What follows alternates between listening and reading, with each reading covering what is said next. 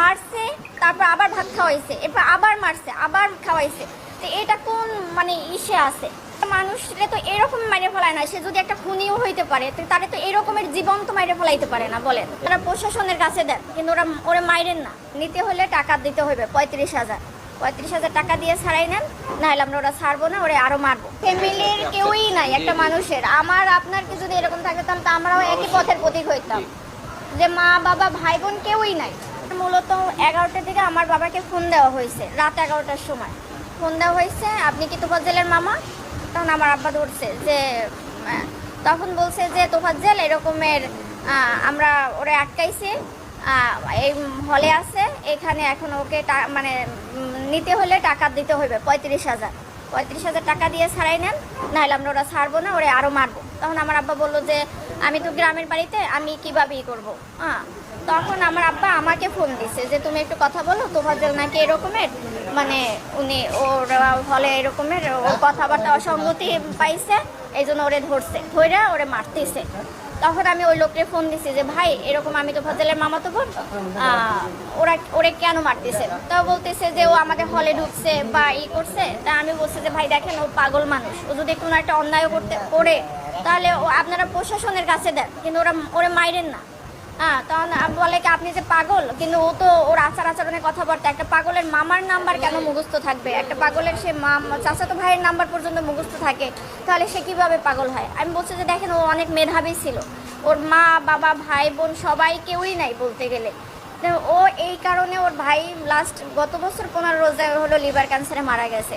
তো ওই ভাইয়া ও আগেই মাথায় সমস্যা ছিল, ভাইয়া অনেক ডক্টর দেখাইছে, মানে আমার ফুপু মারা যাওয়ার পর থেকে ওর এই সমস্যাটা হয়েছে। কিন্তু কারো কোনো ওই যে ধরেন আপনি খাবার খাচ্ছেন, আপনার থেকে টান দিয়ে নিয়ে খাইলো, মানে ওর ক্ষুধার জ্বালার কারো থেকে টাকা নিল চাইয়া, যে এইরকমের। ওর বাবা মারা গেছে রোড অ্যাক্সিডেন্টে 8 বছর আগে, 5 বছর আগে ওর মা মারা গেছে লিভার ক্যান্সারে। তারপর ছিল ওরা 2 ভাই। ওর ভাই হলো নাজিরপুরের থানার এসআই নাসির হোসেন। তখন উনি গত বছর মানে পহেলা রোজায় ধরা পড়ছে ক্যান্সার, উনি 15 রোজায় মারা গেছে। তো ওর ভাই মারা যাওয়ার পরে হলো ও একদম রাস্তার উম্মত পাগল হয়ে গেছিল। তারপর আমরা অনেকবার ট্রাই করছি ওরে পাবনায় নেওয়া ডক্টর দেখানোর জন্য বা ই করার জন্য, কিন্তু ওরে মানে ইয়ং তো, ওরে ধৈর্যও বাইকটাও রাখার মতো ওরকমই না। একবার শিকল ভাইকেও ছুটে গেছে, যে নিনকে আমরা সকালে পাবনায় নিয়ে যাব। এই এখন কালকের তো এই অবস্থা। পরে হলো ওই লোক, আমি ফোন দিছি পর উনিও আমাকে সেম একই কথা বলছে, যে মানুষটা 4 বছর আগে থেকে পাগল, সে কিভাবে রাজনীতি করবে? আর দলীয় বলতে কি, ও তো নিজের মানে পরনের কাপড়ে ওর মাঝে মাঝে থাকতো না, তাহলে সে দলীয় করবে কি? মানুষরে তো এরকম মাইরে ফেলায় না, সে যদি একটা খুনিও হইতে পারে তারে তো এরকমের জীবন্ত মাইরে ফেলাইতে পারে না বলেন। এটা কোন আইনে আছে আর কোথায় আছে? অবশ্যই চাই একদম মানে সঠিক, যে মারছে তার একদম মানে সেই সর্বোচ্চ মানে আইনের সর্বোচ্চ ব্যবস্থা নিতে হবে, কারণ ওর গার্জিয়ান নাই, সেই জন্য একটা মানুষ অসহায় মানুষরা তো এরকম মারতে পারে না, একটা কুকুরেও তো মারতে পারে না, এরকম মারতে মারিয়ে ফেলাইতে পারে না। মারছে, তারপর আবার ভাত খাওয়াইছে, এরপর আবার মারছে, আবার খাওয়াইছে। তো এটা কোন মানে ইসে আছে?